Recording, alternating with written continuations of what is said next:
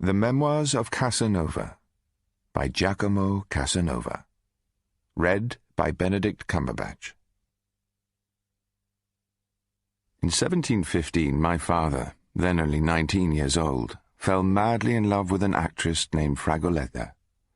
He left the family home in Parma with her and became an actor. But after a few years he abandoned her and joined a troupe of comedians then performing at the San Samuel Theatre in Venice.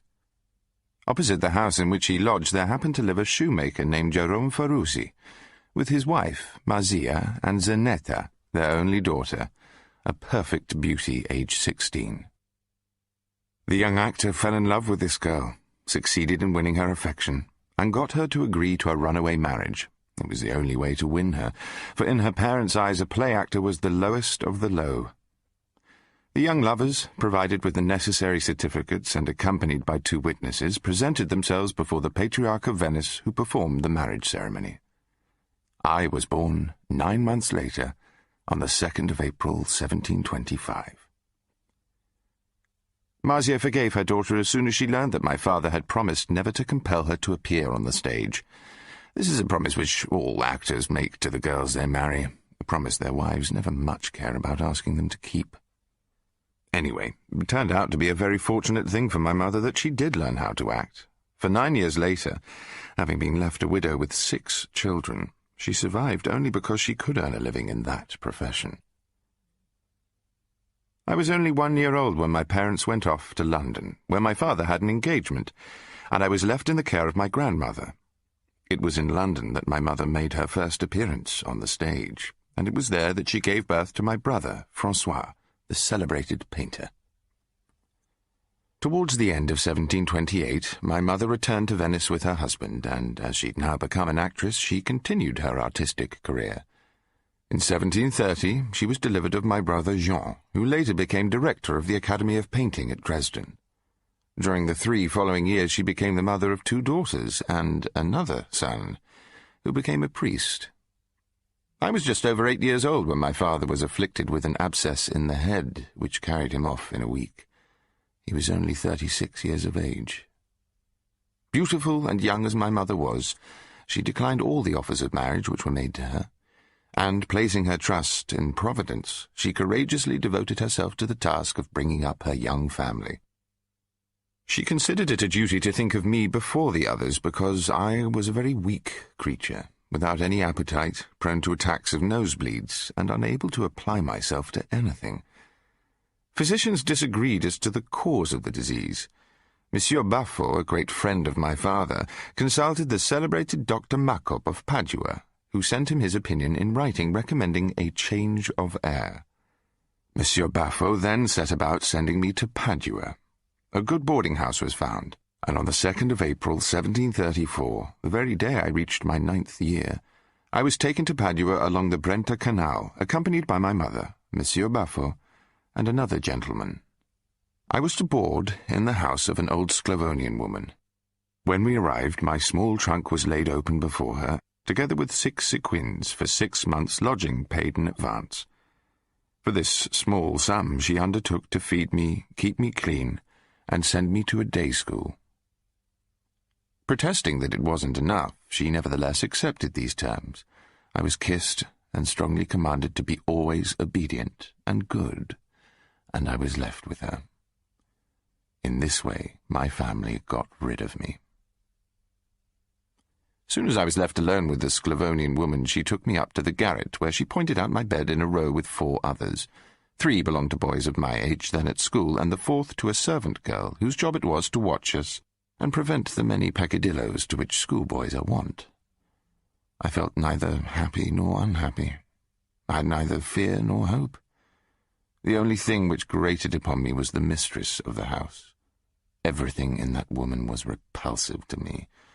She was tall and coarse like a trooper. Her complexion was yellow, her eyebrows long and thick, and her chin gloried in a respectable bristly beard.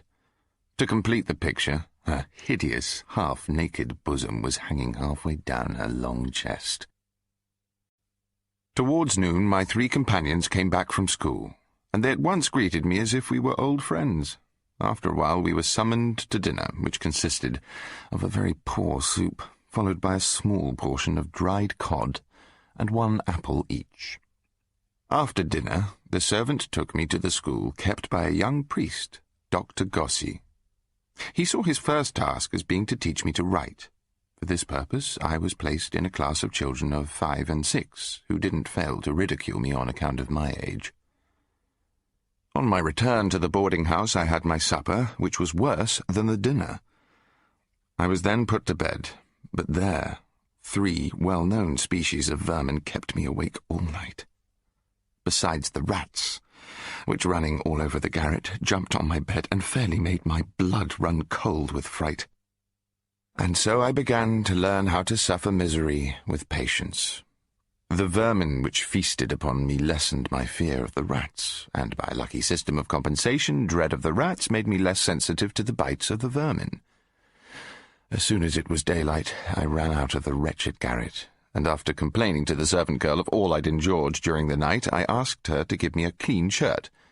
But she answered that I could only change my linen on a Sunday, and laughed at me when I threatened to complain to the mistress. Sorely depressed, I went to school, but only to sleep through the morning. One of my comrades, hoping to make me an object of ridicule, told the doctor why I was so sleepy. The good priest, however, to whom without doubt Providence had guided me, called me into his room, listened to all I had to say, and saw with his own eyes the proofs of my misery. Moved by the sight of the blisters which disfigured my innocent skin, he took up his cloak and went with me to the boarding-house. There, Dr. Gossi informed the woman that he would not allow me back into his school unless I was sent as clean as his other pupils. This forced the old shrew to change the bed linen and provide me with a clean shirt. My schoolmaster took particular care in instructing me, and to show my proper appreciation, I gave myself up to my studies. At the end of the first month I could write so well that I was promoted to the grammar class. The new life I was leading and the air of Padua brought me health such as I'd never enjoyed before. But that very state of blooming health made it even more difficult for me to bear the hunger I was compelled to endure. I was growing rapidly, and my appetite was ravenous. Soon I was getting up every night to forage for food. I found herrings in the larder. Every new-laid egg that I could discover in the poultry yard, warm and just dropped by the hen, was a most delicious treat. I would even go as far as the kitchen of the schoolmaster in the hope of pilfering something to eat. The Sclavonian woman, unable to catch the thieves, turned away servant after servant. But, in spite of all my expeditions, since I couldn't always find something to steal, I was as thin as a walking skeleton. My progress at school, though, was rapid, and Dr. Gossi, who liked me, called me into his study one day and asked whether I'd care to leave the Sclavonian woman and live with him and his family. Finding me delighted at his offer, he gave me 2 letters to copy. One was sent to my friend Baffo, and the other to my grandmother. In them I described my sufferings, and I foretold my death if I weren't immediately removed from my boarding-house and placed under the care of my schoolmaster, who was prepared to receive me. But he wanted 2 sequins a month. Monsieur Baffo consulted with my grandmother, who wasn't able to write, and in his reply he informed me that I'd soon find myself in a happier situation. Within a week, the excellent old woman who loved me until her death made her appearance as I was sitting down to my dinner. When she saw the truth of what I had written, she immediately removed me from the house, and I was soon to be lodged with Dr. Gossi. My schoolmaster's family was composed of his mother, father, and sister. His mother had great reverence for him because, a peasant by birth, she didn't think herself worthy of having a son who was a priest, still more a doctor of divinity. His father, a shoemaker by trade, worked all day long and never spoke a word to anyone, not even during meals. Dr. Gossi's sister, called Bettina, was 13, pretty, lively, and a great reader of romances. This girl at once took my fancy, and little by little she kindled in my heart the first spark of that passion which afterwards became in me the ruling one. Bettina would comb my hair every morning, often before I was out of bed, saying that she hadn't time to wait until I was dressed. She washed my face, my neck, my chest, lavishing on me childish caresses which I thought innocent, but which caused me to be angry with myself because they excited me. Since at 10 I was 3 years younger than she was, it seemed to me that she couldn't love me with any idea of mischief, and the consciousness of my own vicious excitement put me out of temper with myself. When seated on my bed, she'd say that I was getting stouter, and insisted on having the proof of it with her own hands. She caused me the most intense emotion. When I was dressed, she often gave me the sweetest kisses, calling me her darling child. But whatever wish I might have to reciprocate, I wasn't yet bold enough. After some time, however, as Bettina laughed at my timidity, I became more daring and returned her kisses. But I always stopped the moment I felt a wish to go further.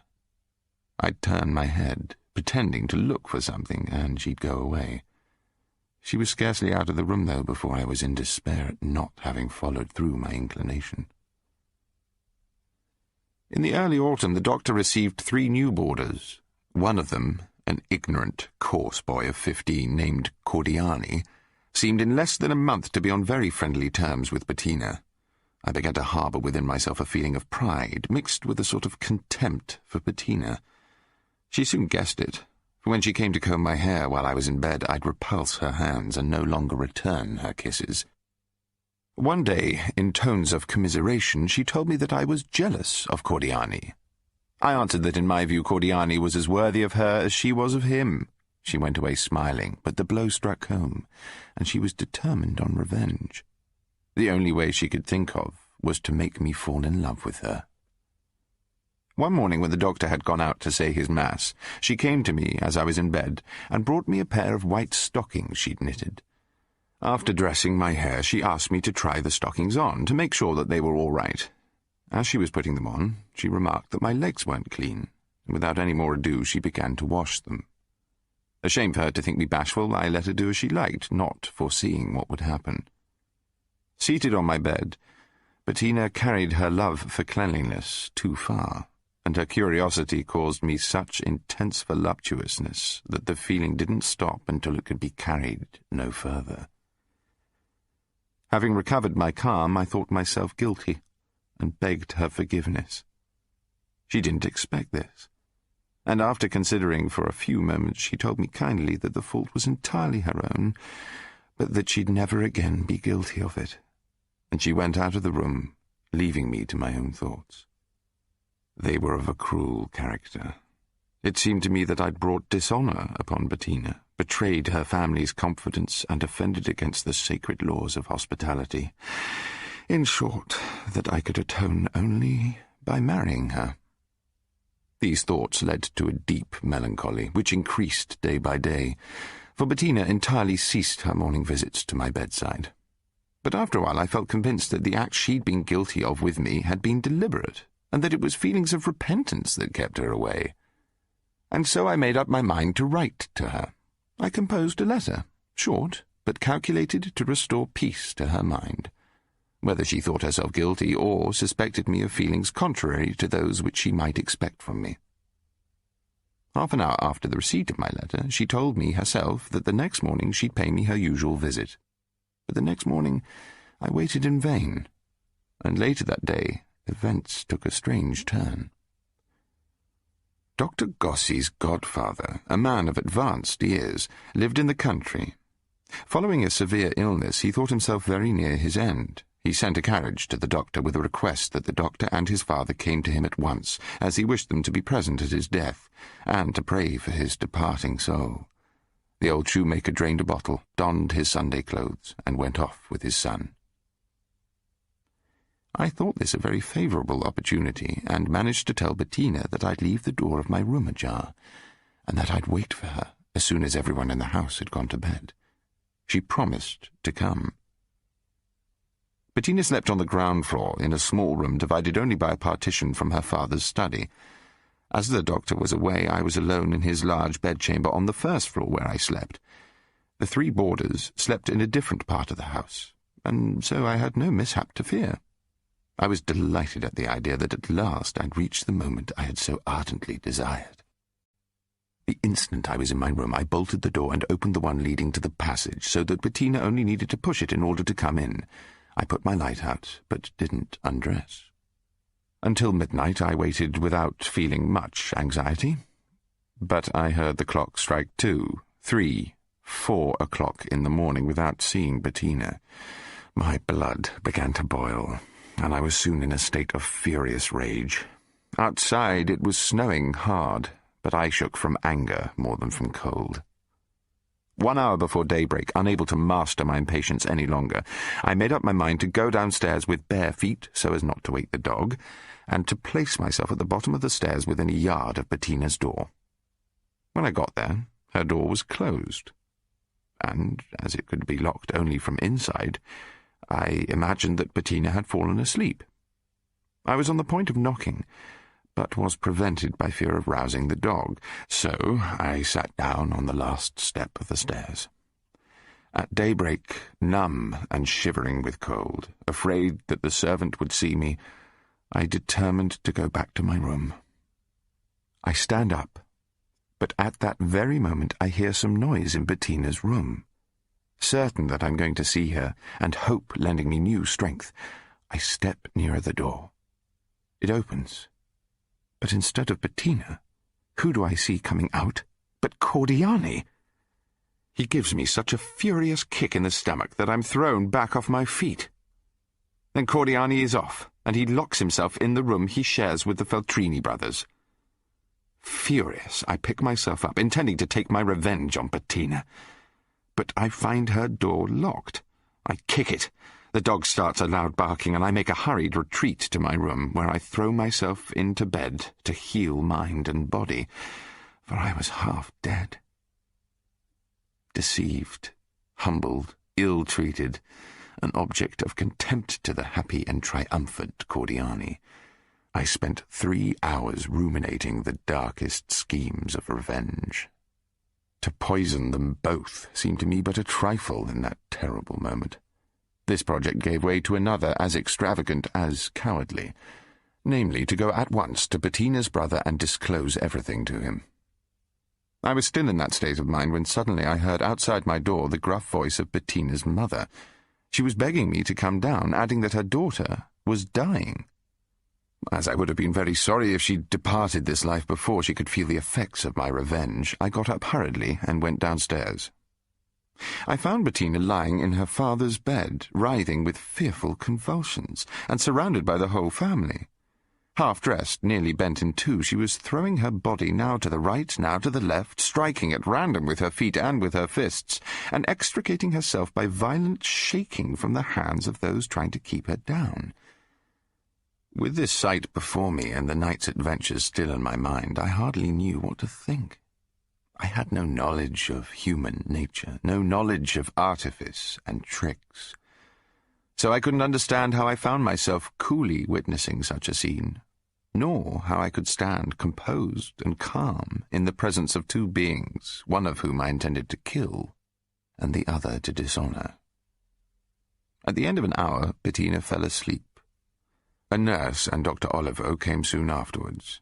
The first said that the convulsions were caused by hysterics, but the doctor said no and prescribed rest and cold baths. I said nothing, but I couldn't help laughing at them, for I knew, or rather guessed, that Bettina's sickness was the result either of her nocturnal employment or the fright she must have felt at my meeting with Cordiani. At all events, I didn't suspect for a second that her illness was all sham, for I didn't give her credit for so much cleverness. Nevertheless, I determined to postpone my revenge until the return of her brother. To go back to my room, I had to pass through Bettina's closet, and seeing her dress handy on the bed, I took it into my head to search her pockets. And indeed, I found a small note. Recognizing Cordiani's handwriting, I took possession of it to read it in my room. But I marvelled at the girl's imprudence, for her mother might have discovered it, and being unable to read would very likely have given it to the doctor, her son. I thought she must have taken leave of her senses, and my feelings may be appreciated when I read the following words.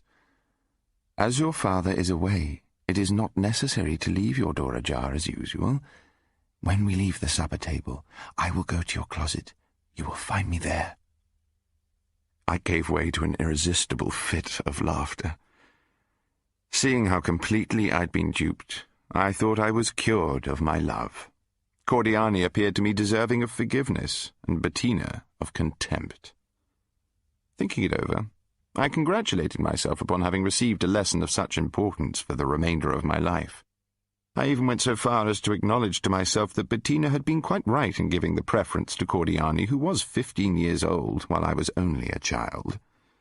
Yet, in spite of my good inclination to forgive him, the kick administered by Cordiani was still heavy upon my memory, and I couldn't help keeping a grudge against him.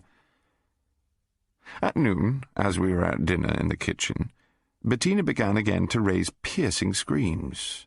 Everybody rushed to her room, but I quietly kept my seat and finished my dinner, after which I went to my studies.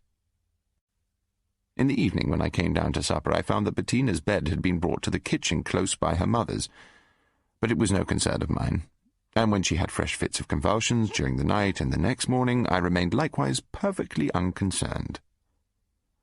Dr. Gossi and his father returned in the evening. Cordiani, who felt uneasy, came to inquire from me what my intentions were, but I rushed towards him with an open penknife in my hand, and he beat a hasty retreat. All the same, I had entirely abandoned the idea of relating the night's scandalous adventure to the doctor. For such a project I could entertain only in a moment of excitement and rage. My mind hadn't yet acquired sufficient coolness to mature schemes of heroic revenge. This was only my apprenticeship in such adventures. After all, I was only 12 years of age. I remained in Padua until my 15th year, when I took the degree of Doctor of Civil Law. I'd been studying law against my will. My real vocation was to study medicine and to practice it, for I felt a great inclination for that profession, but no heed was given to my wishes. In fact, I never became either a physician or an advocate, and throughout my life I've never applied to a lawyer when I had any legal business, nor called in a physician when I happened to be ill. To attend the lectures of the professors, I had to go to the university called the Beau, and it wasn't long before I'd made the very worst acquaintances amongst the most renowned students. As a matter of course, the most renowned were the most worthless, dissolute fellows, gamblers, frequenters of disorderly houses, hard drinkers, debauchees, and wholly incapable of any good or virtuous feeling. It was in the company of such men that I began my apprenticeship of the world. Finding that I was a thorough freshman, they undertook my education, and with that worthy purpose in view, they allowed me to fall blindly into every trap. They taught me gambling, won the little I possessed, and then they made me play upon trust, and put me up to dishonest practices in order to procure the means of paying my gambling debts. They taught me how to behave in the company of quarrelsome duellists. I avoided the snares of the professional lewd women they introduced me to, because not one seemed as pretty as Bettina. But I didn't resist so well their arrogant attitude that holds life cheap. In those days, the students carried about them forbidden weapons, seduced helpless girls, and often disturbed the public peace with their nocturnal broils and impudent practical jokes. In a word, they were a body of young fellows whom nothing could restrain. Unfortunately, I indulged in expenses far above my means, owing to my unwillingness to seem poorer than my new friends. I sold or pledged everything I possessed, and I contracted debts which I couldn't possibly pay. Not knowing which way to turn, I wrote to my excellent grandmother, begging her assistance. But instead of sending me some money, she came to Padua on the 1st of October, 1739, and after thanking the doctor and Bettina for all their affectionate care, she brought me back to Venice. He comes from Padua, where he has completed his studies. Such were the words by which I was everywhere introduced. The curate of San Samuel, the Abbé Josello, presented me to the Patriarch of Venice, who gave me the tonsure. 4 months afterwards, by special favour, the Patriarch admitted me to the 4 minor orders. No words could express the joy and the pride of my grandmother. The curate Josello also provided me with an introduction to Monsieur de Malipiero, and I became very attached to this gentleman. Monsieur de Malipiero was a senator who at 70 years of age was unwilling to attend any more to state affairs. A wealthy bachelor, he enjoyed a happy, sumptuous life in his mansion, surrounded every evening by a well-chosen party of ladies who'd all known how to make the best of their younger days, and of gentlemen who were always acquainted with the news of the town. It was here, on the eve of Ascension Day, 1741, that a Monsieur Manzoni introduced me to a young courtesan named Juliette, who was at that time a great celebrity in Venice.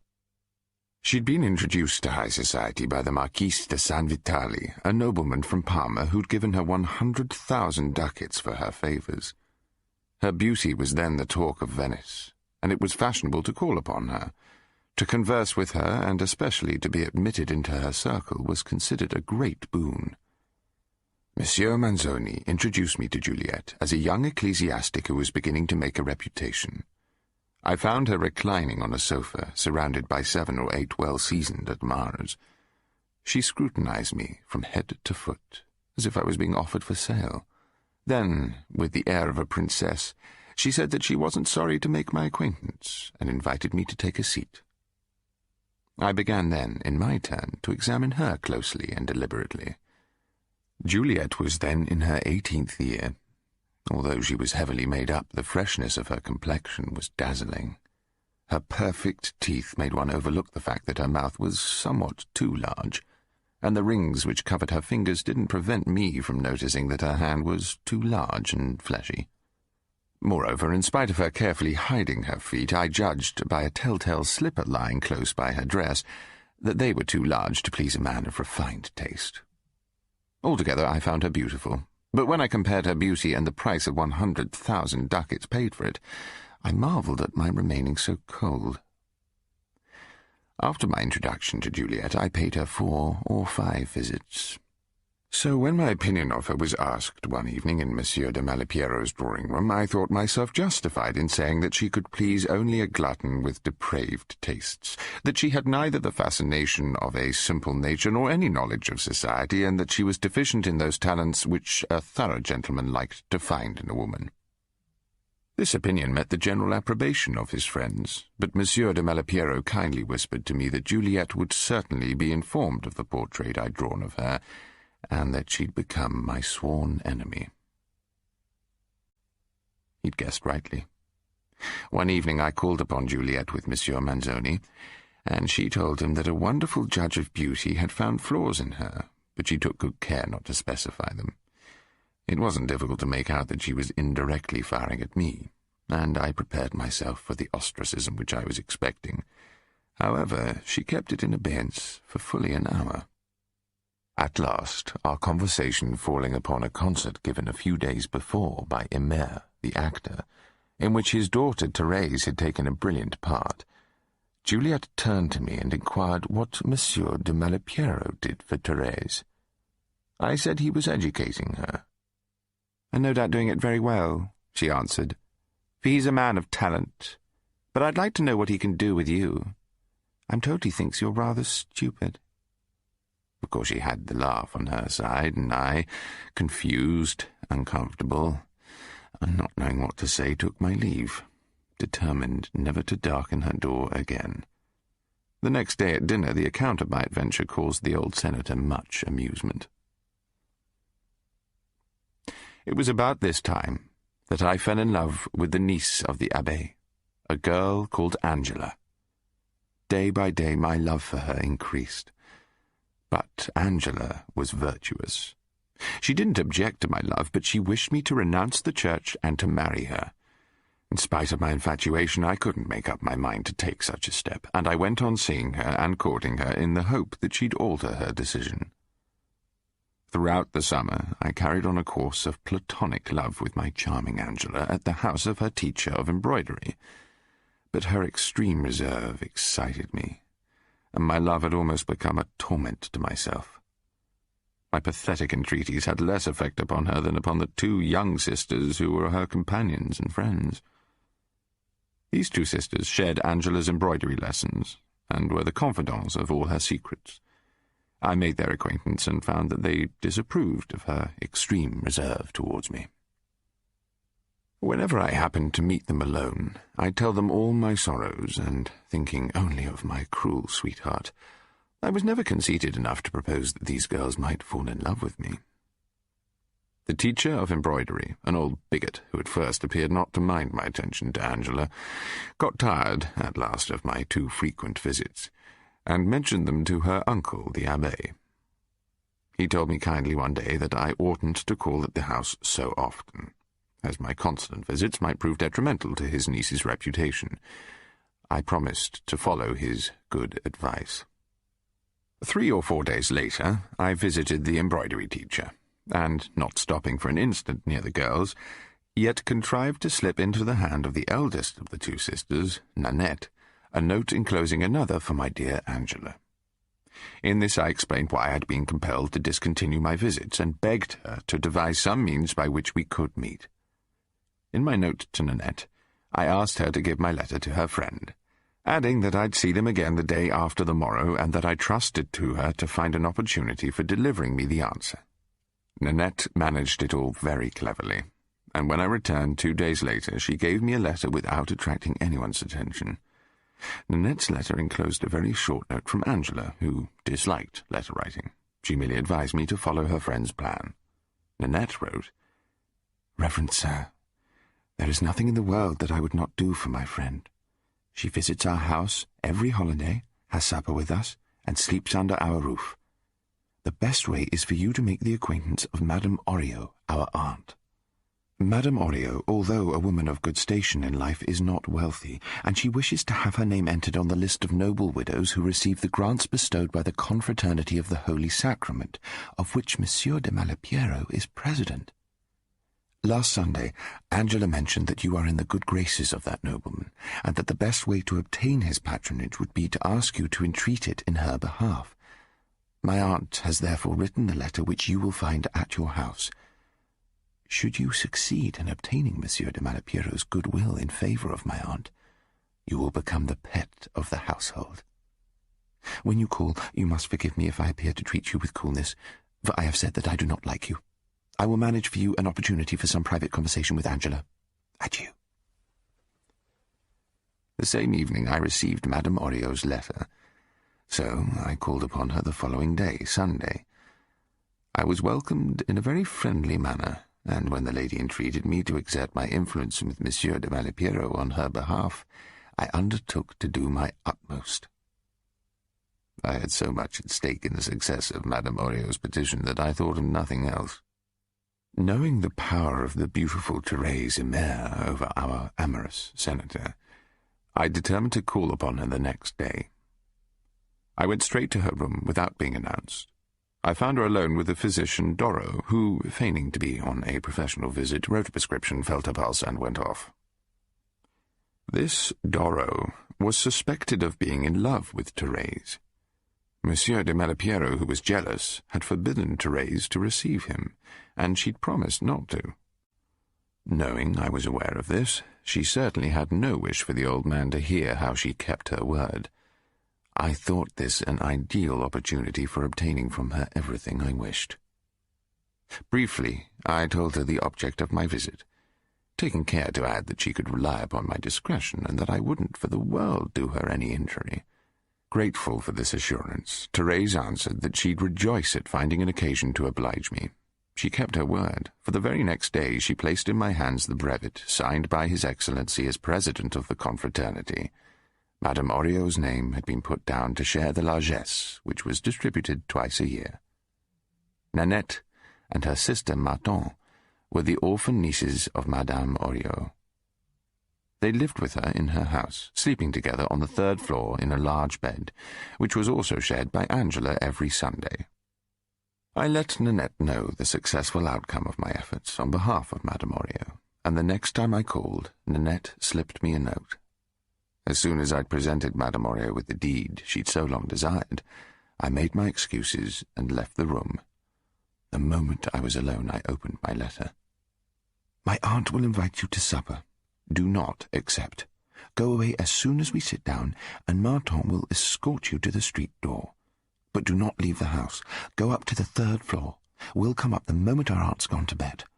Angela will be at liberty to grant you throughout the night a tete-a-tete, which I trust will prove a happy one."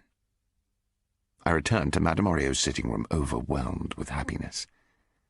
On my reappearance, she told me with many heartfelt thanks that I must for the future consider myself as a privileged and welcome friend, and the evening passed off very pleasantly. As the hour for supper drew near, I excused myself so well that Madame Orio could not insist upon my accepting her invitation to stay. Martin rose to accompany me out of the room. She opened and closed the street door very noisily and re-entered the sitting-room. I went upstairs softly. When I reached the third landing, I found the two sisters' room, and throwing myself upon a sofa, I waited patiently for the rising of the star of my happiness. An hour passed amidst the sweetest dreams of my imagination. At last I hear the noise of the street door opening and closing, and, a few minutes after, the two sisters come in. "Where's Angela?" I inquired. "She left with the abbé," said Nanette. "Yet she knows you're here." "She thinks she's made a fool of me," I said, "but I suspected she'd act in this way. You know her now. She's playing with me." "I doubt that," said Nanette. "But I'm afraid you're a prisoner here, because the house key is under our aunt's pillow, and the front door's opened only by herself as she goes to first mass in the morning. You can sleep in here tonight, and my sister can lie with me on the sofa in the next room." "I can't stop you," I said, "but it would be great unkindness on your part.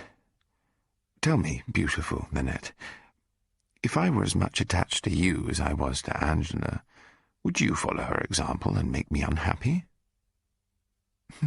"I don't know what I'd do." The sisters, laughing all the while, laid a cloth, brought out some bread, Parmesan cheese, and wine, and we tucked in.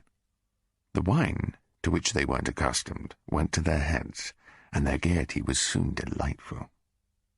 As I looked at them, I wondered at my blindness in not seeing their charms. After our supper, which was delicious, I sat between them, holding their hands, which I pressed to my lips, asking them whether they approved of Angela's conduct towards me. They both answered that it had made them shed many tears. "Then let us share the tender feelings of a brother and his sisters." The first kiss I gave them was prompted by entirely harmless motives, and they returned the kiss, as they assured me a few days afterwards, only to prove to me that they reciprocated my brotherly feelings. But those innocent kisses, as we repeated them, very soon became ardent ones, and kindled a flame which certainly took us by surprise. We stopped, as by common consent, looking at each other very much astonished and rather serious. Then we spoke of Angela, and I expressed my determination never to see her again, as I had every proof that she didn't care for me. "She loves you," said the artless Martin. "I know she does. But she's quite determined not to grant you even a kiss as long as you aren't her acknowledged fiancé." "How do you know that she loves me?" "As you've promised to be our brother, I can tell you. When Angela is in bed with me, she hugs me and kisses me and calls me her dear abbé." Nanette, laughing heartily, placed her hand on her sister's lips, but the innocent confession had such an effect upon me that I could hardly control myself. Martin told Nanette that I couldn't possibly be ignorant of what takes place between girls sleeping together. "It can't be helped now," said Nanette, "but such things oughtn't to be mentioned." "It doesn't matter," I said. "I don't mean to speak to Angela any more. She thinks only of herself. She knows what I suffer, and her conduct would be very different if she loved me. In the meantime, thanks to her imagination, she finds a way of satisfying herself with the charming Martin, who kindly performs the part of her husband." Nanette laughed louder, but I kept very serious, and I went on talking to her sister. I said that very likely, and to reciprocate her kindness, Angela must likewise have been her husband. But she answered with a smile that Angela played husband only to Nanette, and Nanette couldn't deny it. "But," I said, "what name did Nanette in her rapture give to her husband?" "Nobody knows." "Do you love anyone, Nanette?" "I do, but my secret is my own." This reserve gave me the suspicion that I had something to do with her secret, and that Nanette was Angela's rival. Such a delightful conversation caused me to lose the wish of passing an idle night with two girls so well made for love, so I pretended to be somewhat sleepy. Nanette, being the first to notice it, said, "Why not go to bed? We'll sleep on the sofa in the next room." I'd be a poor fellow indeed to agree to this. "Go to bed yourselves, my charming friends, and I'll sleep in the next room." "We can't accept. Take this bed." "I can't sleep with my clothes on." "Undress. We won't look at you." "I'm not frightened of that," I said. "But how could I find the heart to sleep while you're compelled to sit up because of me?" "Well," said Martin, "we can lie down too, without undressing." "If you show me such distrust, you'll offend me. Lie down near me in the bed, undressed, and rely on my word of honor that I won't lay even a finger on you. Show this much confidence in me, or I can't go to bed." I said no more and pretended to be very sleepy. They exchanged a few whispered words, and Martin told me to go to bed and that they'd follow me as soon as I was asleep. I turned my back to them, undressed quickly, and wishing them good night, went to bed. I immediately pretended to fall asleep, but soon I dozed in earnest, and only woke when they came to bed. Then, turning round as if I wished to resume my slumbers, I remained very quiet until I could suppose them fast asleep. Their backs were towards me, and the light was out, so I could only act at random. I paid my first compliments to the one who was lying on my right, not knowing whether she was Nanette or Martin. I find her bent forward, and in the only garment she'd kept on. Taking my time, I compel her by degrees to acknowledge that it's better to feign sleep and let me proceed. Her natural instincts soon working in concert with mine, I reach the goal, and my efforts, crowned with the most complete success, leave me not the shadow of a doubt that I have gathered those first fruits to which our prejudice attached so great an importance. Enraptured at having thus enjoyed my manhood truly and completely for the first time, I quietly leave my beauty in order to do homage to the other sister. I find her lying on her back like a person wrapped in profound slumber. Carefully managing my advance, as if I were afraid of waking her up, I begin by gently gratifying her senses, and I ascertain the delightful fact that, like her sister, she is still in possession of her maidenhood. As soon as a natural movement proves to me that love accepts the offering, I begin to do what is necessary to consummate the sacrifice. But at the very instant of the voluptuous crisis, she casts aside dissimulation. She gives way suddenly to the violence of her feelings, locks me in her arms, smothers me with her kisses, and shares my rapture, and love blends our souls in the most ecstatic enjoyment. Guessing her to be Nanette, I whisper her name. "Yes, I'm Nanette," she says, "and I'll be as happy as my sister if you prove yourself true and faithful. Until death, my beloved ones." Martin got up and lit a candle, and then we all three washed together, which made them laugh a good deal, and which gave new impetus to the ardour of our feelings. Sitting up naked, we ate the remains of our supper, then again retired to bed, where we spent a most delightful night giving each other mutual and oft-repeated proofs of our passion. Nanette was the recipient of my last bounties when Madame Oriot had already left the house to go to church. So I hastened my departure, after assuring the two lovely sisters that they had effectually extinguished whatever flame might still have flickered in my heart for Angela. I went home and slept soundly until dinner-time.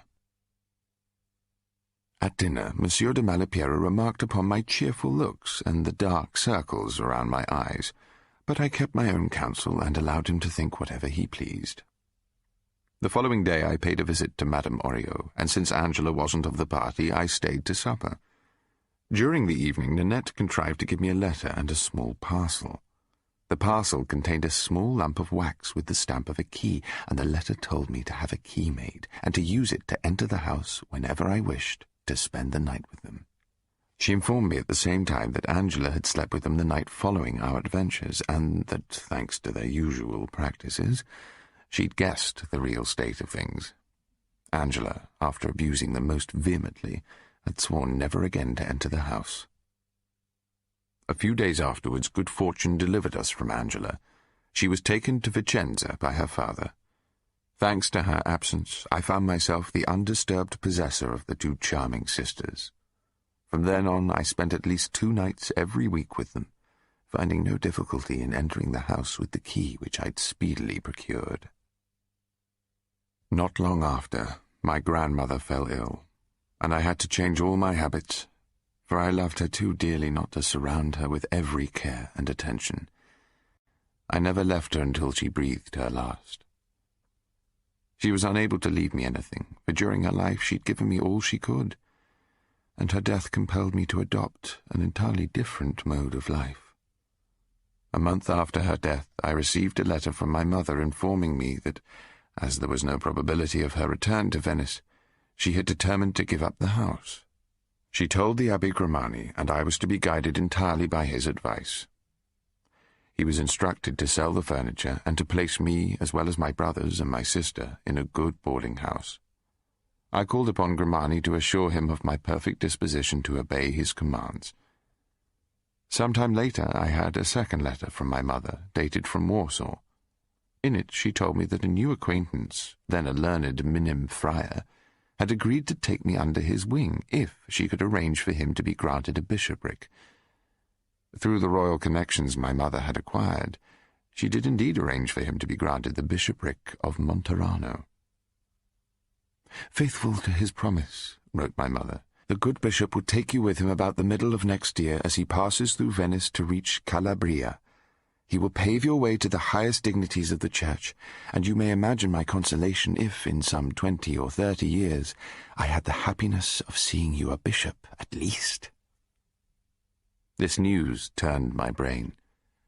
I looked upon my fortune as made, and I congratulated myself that I could leave my country without any regret. "Farewell, Venice," I exclaimed. "The days for vanity are gone by, and in the future I will only think of a substantial career." Monsieur Grimani congratulated me warmly on my good luck and promised all his friendly care to secure a good boarding house, to which I would go at the beginning of the year and where I would wait for the bishop's arrival. Monsieur de Malipiero, who in his own way had great wisdom, and who saw that in Venice I was plunging headlong into pleasures and dissipation, was delighted to see me on the eve of going somewhere else to fulfill my destiny, and much pleased with my ready acceptance of those new circumstances in my life. While I waited the bishop's visit, my mother wrote to Monsieur Grimani saying that it would be best if the bishop found me suitably lodged. Monsieur Grimani consulted with the Abbé Tosello, and the two thought that the best thing that they could do for me would be to send me to a clerical seminary. The plan appeared to me rather a good joke, and I gave my ready consent. A few days afterwards, having been dressed under the supervision of the abbé as a pupil of a clerical seminary, I was taken to Saint Cyprien de Murat and introduced to the rector, who received me with tender affection and great kindness. But in his address, which was full of unction, I thought I could perceive a suspicion on his part that my being sent to the seminary was a punishment, or at least a way to put a stop to an irregular life. Feeling hurt in my dignity, I told him at once, "Reverend Father, I don't think anyone wishes to punish me." "No, no, no, my son," he replied. "I only meant that you'd be very happy with us." We were then shown 3 halls, in which we found at least 150 students.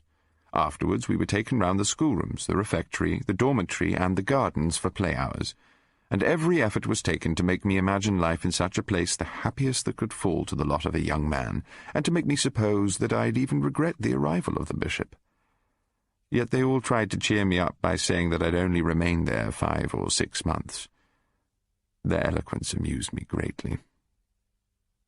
The day before I entered the seminary, I prepared myself for my new life by passing the night with my 2 young friends, Nanette and Martin, who bathed their pillows with tears. The abbé accompanied me to the seminary in a gondola, but at Saint-Michel he had to stop when I was seized suddenly with a violent attack of vomiting. The apothecary cured me with some mint water. This attack was the result of the too frequent sacrifices which I'd been offering on the altar of love. Any lover will easily imagine my feelings during the last hours that I expected ever to spend with my two charming mistresses.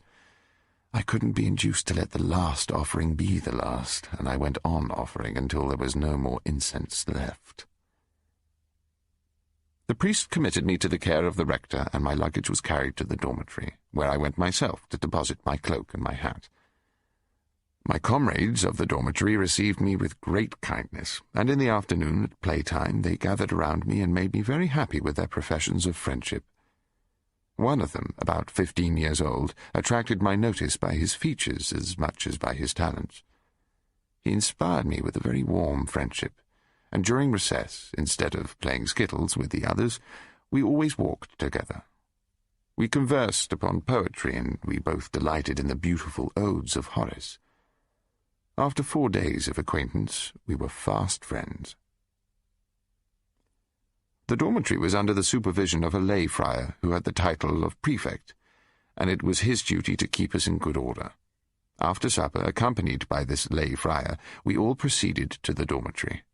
There, everyone had to go to his own bed, and to undress quietly after having said his prayers in a low voice. When all the pupils were in bed, the prefect would go to his own. The dormitory was 80 yards long and had beds placed along both sides at equal distances. My friend's bed was opposite mine, and between us was the lantern which was kept alight throughout the night. The principal duty of the prefect was to take care that no pupil should go and sleep with one of his comrades, for such a visit was never supposed an innocent one. It was taken for granted that any pupil who slept out of his own bed did so only for immoral purposes. As long as he stayed in his own bed, he could do what he liked, and so much the worse for him if he gave himself up to bad practices. Those who'd framed the regulations in our seminary were fools, without the slightest knowledge of either morals or human nature. Nature has wants which must be attended to. As for the abuse of nature, this would very seldom occur if the directors exercised proper wisdom and prudence, and didn't make a point of prohibiting it in a special and peculiar manner. Young people give way to dangerous excesses from a sheer delight in disobedience, a disposition very natural to humankind since it began with Adam and Eve. I'd been in the seminary for 9 or 10 days, when one night I felt someone stealing very quietly into my bed. My hand was at once clutched, and my name whispered. I could hardly restrain my laughter. It was my friend, who, happening to wake and finding that the lantern was out, had taken a sudden fancy to pay me a visit.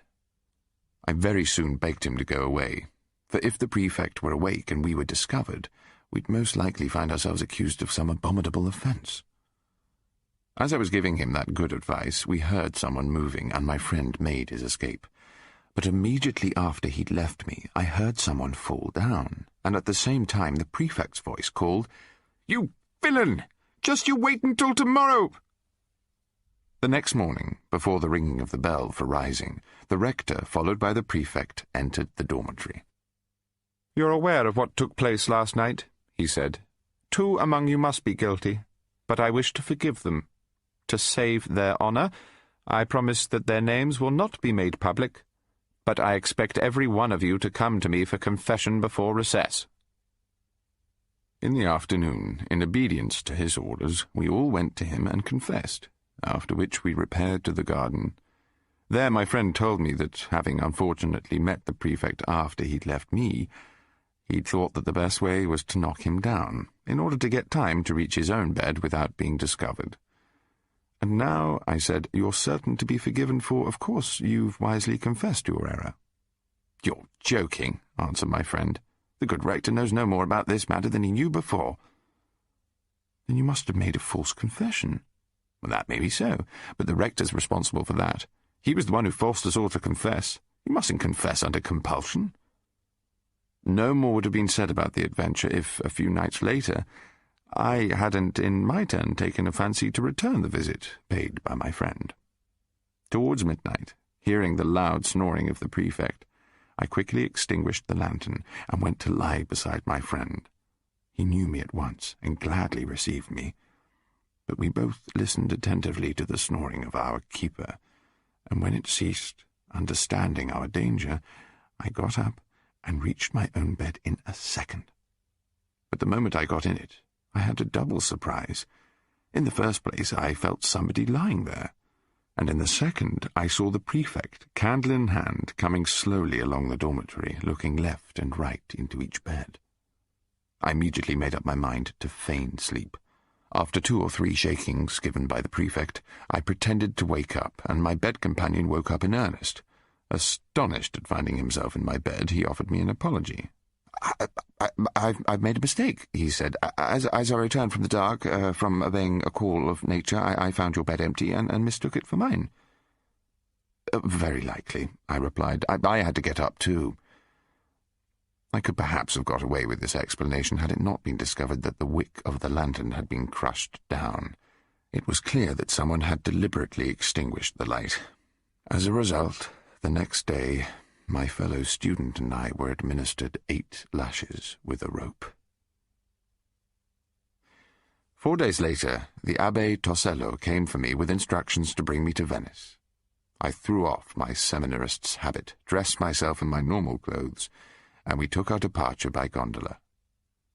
The abbé landed me near the convent of the Jesuits, and I went to beg a dinner from Madame Manzoni, who laughed heartily at my account of my misfortunes. At dinner everyone expressed a wish to hear my adventures, so I gave a faithful account of all that had occurred to me since my grandmother's death. I spoke for 3 hours, and they all showed so much sympathy that, as we parted for the night, I received from all an assurance of friendship and the offer of their services. This is a piece of good fortune which has never failed me. Whenever I met with honest persons and satisfied their curiosity about my misfortunes, I've inspired them with friendship and that sympathy. All I needed to do was to tell my story in a quiet and truthful manner, without even avoiding the facts which told against me. It's a simple secret. Experience has taught me that truth is a talisman, the charm of which never fails in its effect. On the 2nd of April, the fatal anniversary of my first appearance in this world, as I was getting up in the morning, I received a visit in my room from a very handsome Greek woman. She told me that her husband was being denied promotion to the rank of lieutenant because she'd refused his captain certain favours which she could bestow only upon her husband. She handed me some certificates and begged me to write a petition which she would present herself to the Secretary of War, adding that in payment she could offer me only her heart. I answered that perhaps something more than her heart was required, and this suggestion met only the objections that a pretty woman is always sure to feign for the sake of appearance. When I had exacted the necessary payment, I told her to come back at noon when the petition would be ready. She was punctual, and very kindly rewarded me a second time. In the evening, under the pretence of some alterations to be made in the petition, she afforded an excellent opportunity of reaping a third recompense. But alas, the path of pleasure is not strewn only with roses. 3 days later, I found, much to my dismay, that a serpent had been hidden under the flowers. It took 6 weeks of care and rigid diet to re-establish my health. When I met the handsome Greek woman again, I was foolish enough to reproach her for the present that she'd bestowed upon me, but she roared with laughter. She said that she'd only offered me what she possessed, and that it was my own fault if I hadn't been sufficiently careful. You can't imagine how much this first misfortune grieved me, and what deep shame I felt. A few days later I had a much greater cause to regret my acquaintance with the Greek woman. On Ascension Day, Madame Orio and her 2 nieces came to witness the ceremonies, and I had the pleasure of treating them all to a good dinner in my room. I found myself during the day alone with my young friends, and they both loaded me with the most loving caresses and kisses. I felt that they expected some substantial proof of my love. But to conceal the real state of things, I pretended to be afraid that someone was certain to burst in on us. and they had to be satisfied with my shallow excuse. It was on the following day that I made the acquaintance of the Count de Bonafede. In the afternoon we happened to be on the tower of the fort, and I pointed out a gondola advancing towards the lower gate. He took his spyglass and told me that it was his wife and daughter coming to see him.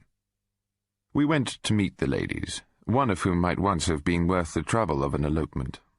The other, a young person between 14 and 16, struck me as a beauty. Her hair was light auburn, and her eyes were blue and very fine. She had a Roman nose, and her mouth, pretty, half open and laughing, exposed a set of teeth as white as her complexion. She was elegantly dressed in the prevalent fashion, with large hoops. Her figure was slight, but her perfectly formed breasts appeared an altar on which the god of love would have delighted to breathe the sweetest incense. I was so pleased that I couldn't take my gaze from her. I'd never dared to stare so openly at the bosom of a young lady of quality, but I thought there was no harm in fixing my eyes on a spot where there was nothing yet but in expectation. The Count, after having exchanged a few words with his wife, presented me in the most flattering manner, and I was received with great politeness. They intended to view the fort, and I improved the excellent opportunity thrown in my way by offering my arm to the young lady. I was still an adept in the old Venetian fashion of attending upon ladies, and the young Countess thought me rather awkward, though I believed myself very fashionable when I placed my hand under her arm. But she drew it back in high merriment. Her mother turned round to inquire what she was laughing at, and I was terribly confused when I heard her answer that I'd tickled her. "This," said my companion, "is the way to offer your arm to a lady." And she passed her hand through my arm, which I deliberately rounded in the most clumsy manner. Thinking me a novice of the most innocent kind, she probably decided to make fun of me. She began by remarking that by rounding my arm as I'd done, I'd placed it too far from her waist, and that I was consequently unable to draw. I told her I didn't know how to draw, and inquired whether it was one of her accomplishments. "I'm learning," she answered, "and when you call upon us, I'll show you Adam and Eve after Chevalier Liberi. I've made a copy which has been found very fine by some professors, although they didn't know it was my work." "Why didn't you tell them?" "Because the figures are too naked." "Oh, I'm not curious to see your Adam," I said, "but I'll look at your Eve with pleasure and keep your secret." This made her laugh again, and again her mother turned round. As soon as she tried to teach me how to offer my arm to a lady, I'd put on an innocent look, for I'd seen the advantage I could gain from her opinion of me. Indeed, she was so convinced of my naivety that she ventured to say that she considered her Adam far more beautiful than her Eve, because in her drawing of the man she'd omitted nothing. Every muscle was visible, while there was none conspicuous in her Eve. "It is," she added, "a figure with nothing in it. Yet it's the one which I'll like best. No, believe me, Adam will please you most." This conversation had greatly excited me. I had on a pair of linen breeches, the weather being very warm, and my excitement had by then become only too obvious. I was afraid of the Count and Countess, who were a few yards in front of us, turning round and observing my state of mind. So I was on tenter hooks. Then, to make matters worse, the young lady stumbled, and one of her shoes slipped off. Presenting me her pretty foot, she asked me to put the shoe right. I knelt on the ground, and very likely without thinking, she lifted her skirt. She had very wide hoops, and she wore no petticoat or any other undergarment, so what I saw was enough to strike me dead on the spot. Kneeling at her feet, I remained adjusting her shoe far longer than was necessary, struggling without any great success to calm my raging emotions. When I finally arose, we were alone, and we moved together into one of the rooms of the fort. A moment later her headdress got slightly out of order, and she begged me to put it right. But since she now had to bend her head down, the state I was in could no longer remain a secret from her. In order to avoid greater confusion to both of us, she inquired who'd made my watch ribbon. I told her it was a present from my sister, and she asked to examine it.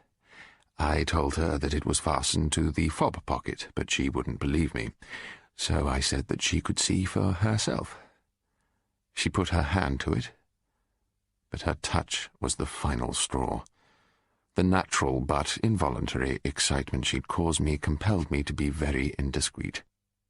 What she observed must have convinced her that she'd been mistaken in her estimate of my character. She must have felt vexed, for she instantly became more timid and wouldn't laugh any more. As for myself, I felt deeply ashamed. I thought myself the first man who'd alarmed her innocence, and I felt ready to do anything to atone for the insult. Such was my delicacy of feeling in those days. I used to credit people with exalted sentiments, which often existed only in my imagination. I must confess that time has entirely destroyed that delicacy. 3 or 4 days afterwards, Monsieur Grimani announced the arrival of the bishop, who had put up at the convent of his order at Saint-François de Paul. He presented me himself to the prelate as a jewel highly prized by himself, and as if he had been the only person worthy of descanting upon its beauty. I saw a fine monk wearing his pectoral cross. He was stout and looked a gregarious type of man. He was about 34 and had been made a bishop by the grace of God, the Holy See, and my mother. After pronouncing over me a blessing which I received kneeling, and giving me his hand to kiss, he embraced me warmly, calling me his dear son in the Latin language, in which he continued to address me. He told me that as he could not take me with him from Venice because of the quarantine, I should have to proceed to Rome, where Grimani would take care to send me. I could procure his address at Ancona from one of his friends called Lazari, a minim monk, who would likewise supply me with the means of continuing my journey. "When we meet in Rome," he added, "we can go together to Maturano by way of Naples. Call upon me tomorrow morning and have your breakfast with me. I intend to leave the day after." As we were on our way back to his house, Monsieur Grimani treated me to a long lecture on morals, which nearly caused me to burst into loud laughter. Amongst other things, he informed me that I ought not to study too hard because the air in Calabria was very heavy and I might become consumptive from too close application to my books. At daybreak the next morning I went to the bishop. After saying his mass, we took some chocolate, and for 3 hours he subjected me to a close examination. I saw clearly that he wasn't pleased with me, but I was well enough pleased with him. He seemed to me a worthy man, and as he was to lead me along the great highway of the church, I felt attracted towards him, for at the time, although I entertained a good opinion of my personal appearance, I had no confidence whatever in my talents. After the departure of the good bishop, Monsieur Grimani gave me a letter left by him, which I was to deliver to Father Lazzari at the convent of the Minims in Ancona. Monsieur Grimani informed me that he would send me to that city with the ambassador from Venice, who was on the point of sailing. I had therefore to keep myself in readiness, and as I was anxious to be out of his hands, I approved all his arrangements. As soon as I had notice of the day on which the suite of the ambassador was embarking, I went to pay my last farewell to all my acquaintances. As the Piatta in which I was to sail would not leave before daybreak, I spent the short night in the arms of the 2 sisters, who, this time, entertained no hope of ever seeing me again. On my side I could not foresee what would happen, for I was abandoning myself to fate, and I thought it would be useless to think of the future. The night was therefore spent between joy and sadness, between pleasures and tears. As I bade them farewell, I returned the key which had so often opened for me the road to happiness.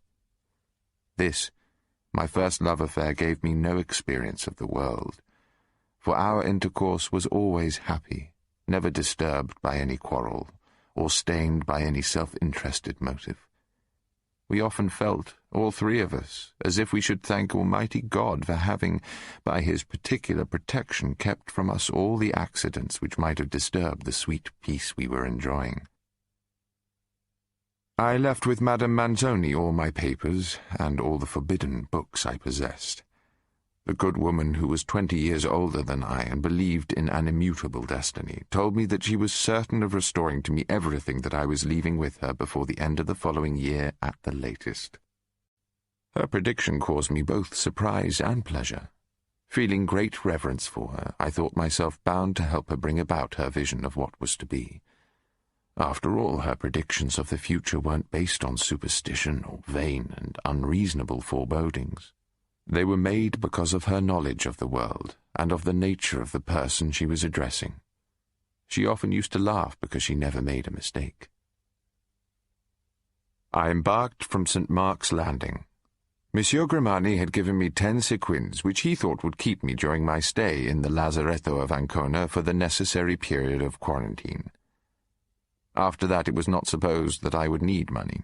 I shared Grimani's certainty on the subject, and with my natural thoughtlessness, I cared nothing about it. Yet I must say that, unknown to everybody, I had in my purse 40 bright sequins, which powerfully contributed to increase my cheerfulness. So I left Venice, full of joy and without one regret.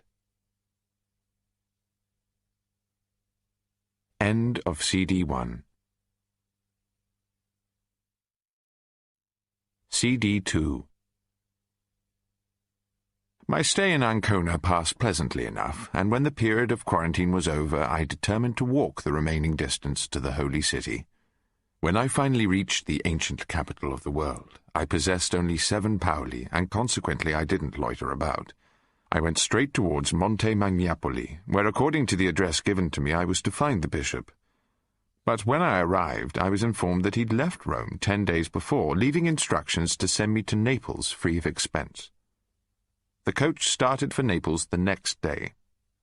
I travelled with 3 low fellows, to whom I didn't address one word, through the whole of the journey, and entered Naples on the 6th day of September. I went immediately to the address given to me in Rome. The bishop wasn't there. He'd left Naples to proceed to Martorano. I inquired whether he'd left any instructions for me, but all in vain. No one could give me any information. So there I was, alone in a large city without a friend, with 8 Carolini in my pocket, and not knowing what to do. But never mind. Fate calls me to Martorano, and to Martorano I must go. The distance, after all, is only 200 miles. I found several drivers starting for Corsenza, the first leg of the journey, but when they heard I had no luggage, they refused to take me unless I paid in advance. They were quite right, but their prudence forced me to go on foot. So I made up my mind to walk the distance, begging for my food and lodging like a mendicant friar. First of all, using a quarter of my money, I made a light meal. Then I started off towards Portici, where I arrived in an hour and a half. Already feeling rather tired, my legs, if not my head, took me to an inn where I ordered a room and some supper. I was served in good style, my appetite was excellent, and I passed a quiet night in a comfortable bed. In the morning I told the innkeeper that I'd returned for my dinner, and I went out to visit the royal palace. As I passed through the gate, I was met by a man of pleasing appearance, dressed in the Eastern fashion. He offered to show me over the palace, saying that this would save me money. Happy to accept any offer, I thanked him for his kindness. Happening during the conversation to state that I was a Venetian, he told me that he was my subject, since he came from Zante, a Greek island then under the governance of Venice. "I have," he said, "some very excellent muscatel wine which I could sell you cheap." "I might buy some," I responded, "but I warn you, I'm a good judge." "So much the better. Which do you prefer?" "Cerigo."